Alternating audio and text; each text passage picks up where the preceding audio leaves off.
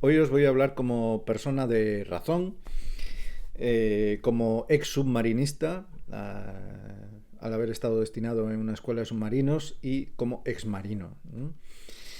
Y parece ser que se ha convertido en trending topic el temita del submarino y extrañamente su comparación con el Titanic, cuando eso claramente es una falsa analogía. Lo que ya te escama mucho viendo sobre todo vídeos,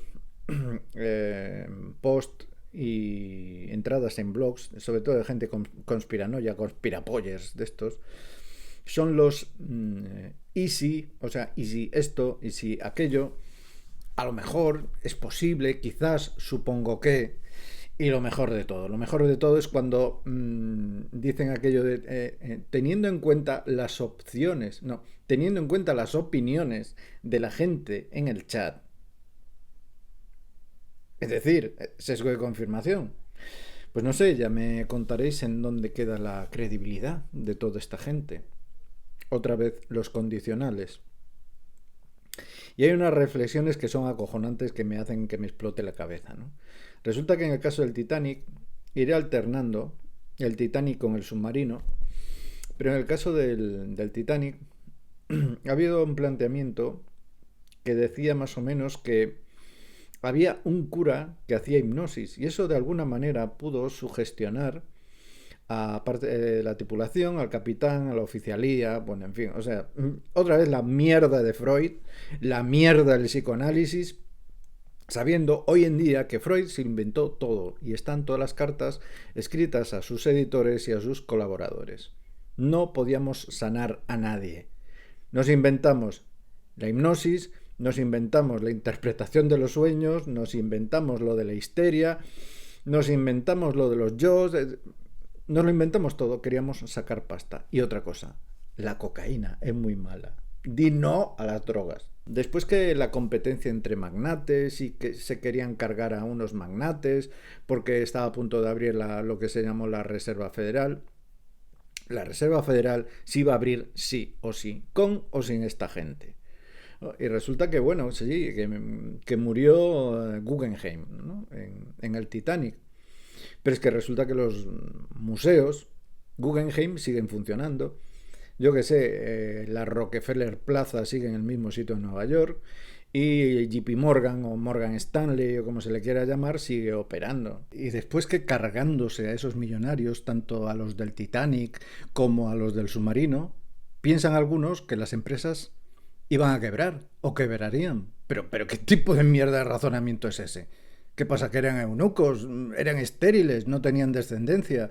¿No tenían herederos? CEOs, directores generales, asesores, consejeros que pueden llevar el imperio financiero, bancario, lo que sea, igual que ellos. Si alguien se carga mañana, por ejemplo, a Ortega o a Juan Roch, quiebra Inditex o quiebra Mercadona.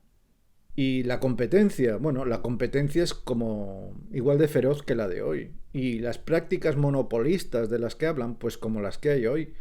Si antes lo tenía Rockefeller o la General Electric, pues hoy la tiene pues Facebook, o la tiene Google o otras plataformas o Apple o Microsoft.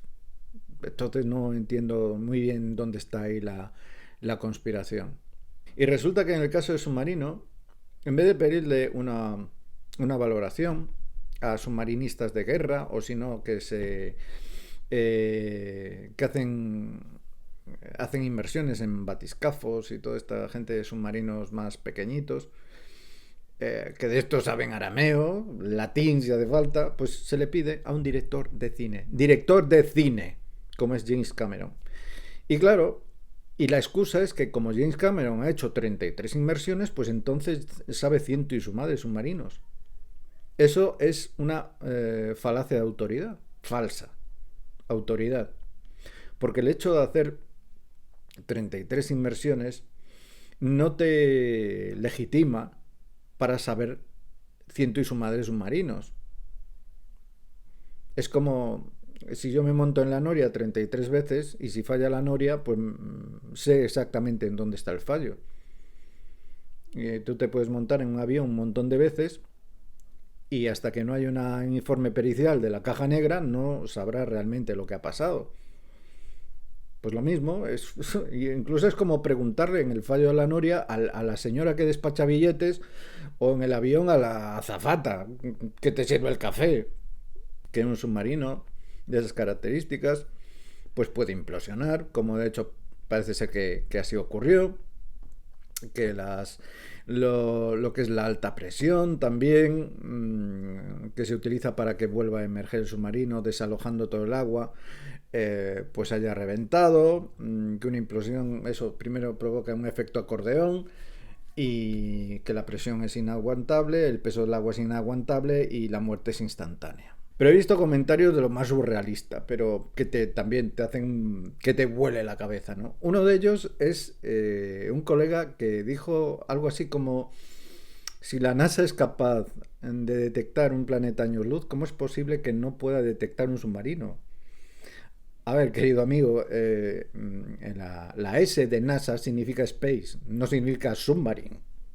A lo mejor este se confundió y pensó que eran las nasas de pescar y se montó un pifostio de 3 pares de cojones en la cabeza. Que todo puede pasar. También hoy hay otras afirmaciones de estas humanitarias, digamos, ¿no?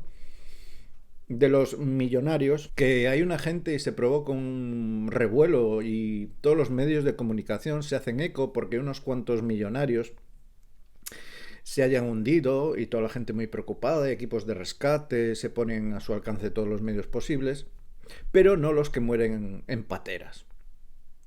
Que esto también es parecido a ese argumento de que por qué mandamos gente al espacio cuando hay gente muriéndose de hambre.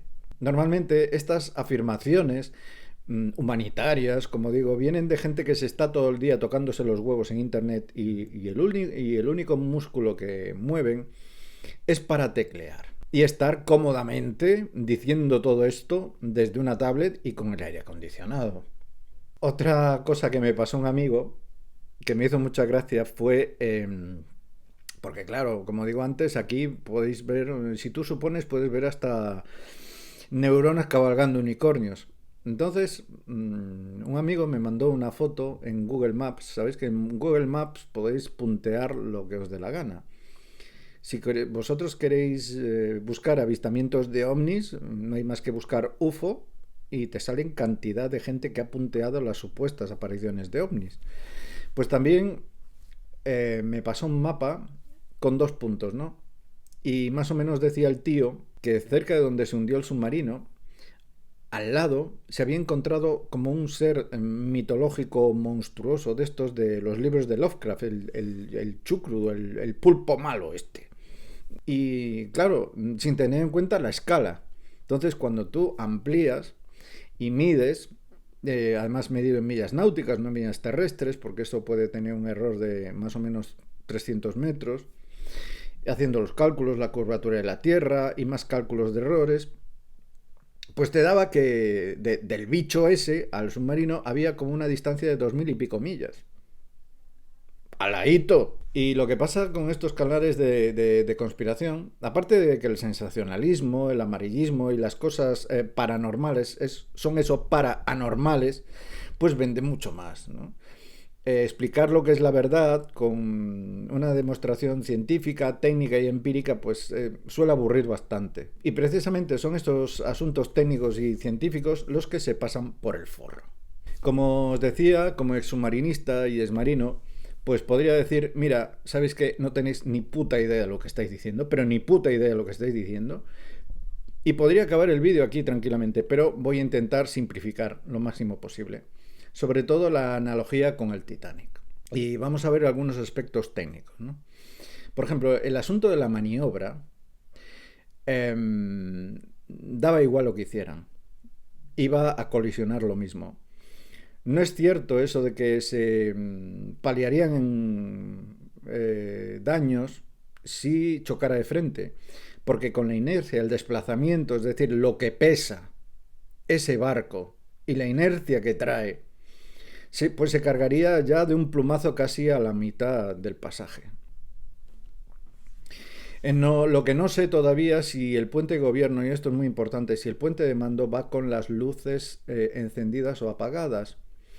Porque no sé si habréis navegado alguna vez en una noche sin luna, pero es que no se ve una mierda. no se ve una mierda. Y los prismáticos sirven de poco, de bastante poco, ¿eh?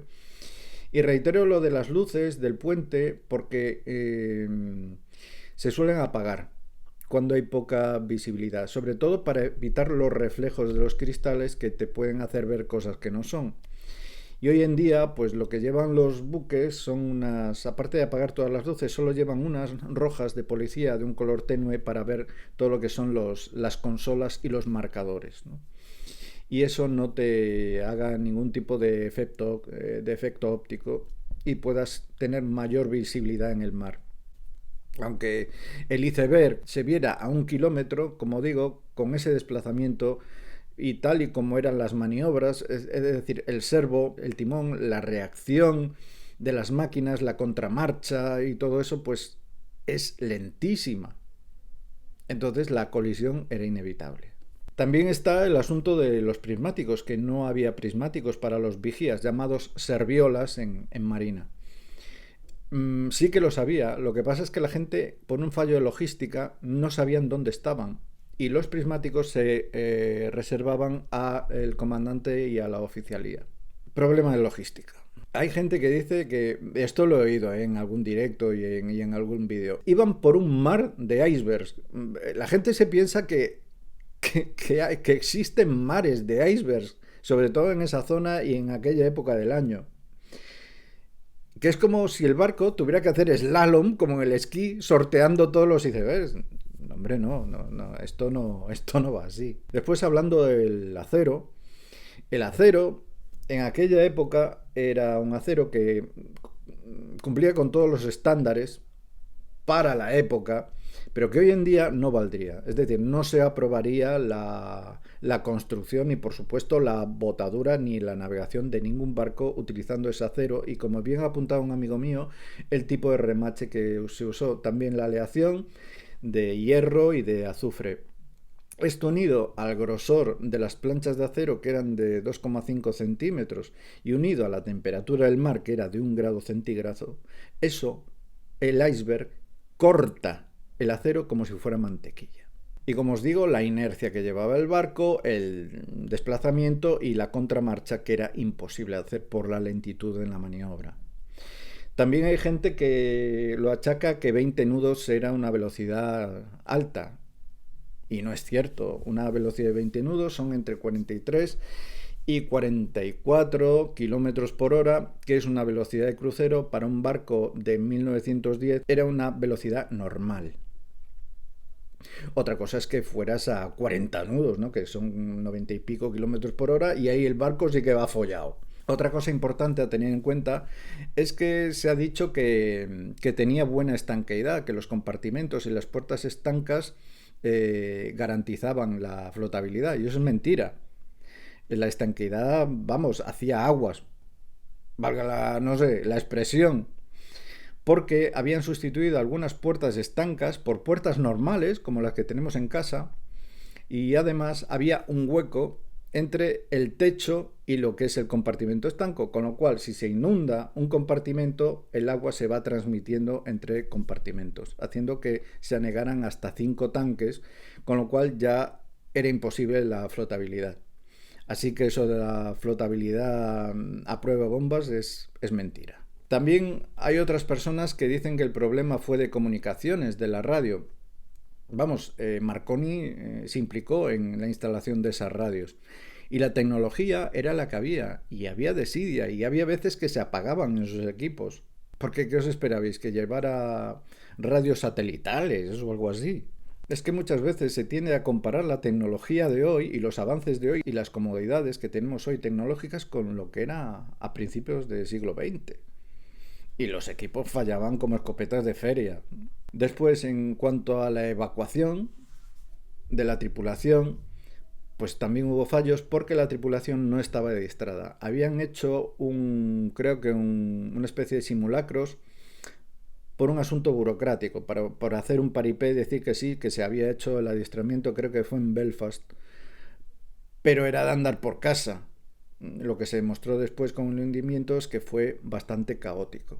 Hoy en día, en un buque de guerra, una evacuación se puede hacer en 2 minutos. Y os lo digo por experiencia. Y hay un factor muy importante que mucha de esta gente conspirapoller no tiene en cuenta, que son las reacciones en cadena. Es decir, si nosotros unimos la maniobrabilidad tan escasa que tenía el barco, unido a las dimensiones, al grosor de las planchas de acero, el material, los remaches, la temperatura del agua, la estanqueidad y la capacidad de la dotación, la competencia de la dotación, pues eso era inevitable. Porque hay cosas que son inevitables.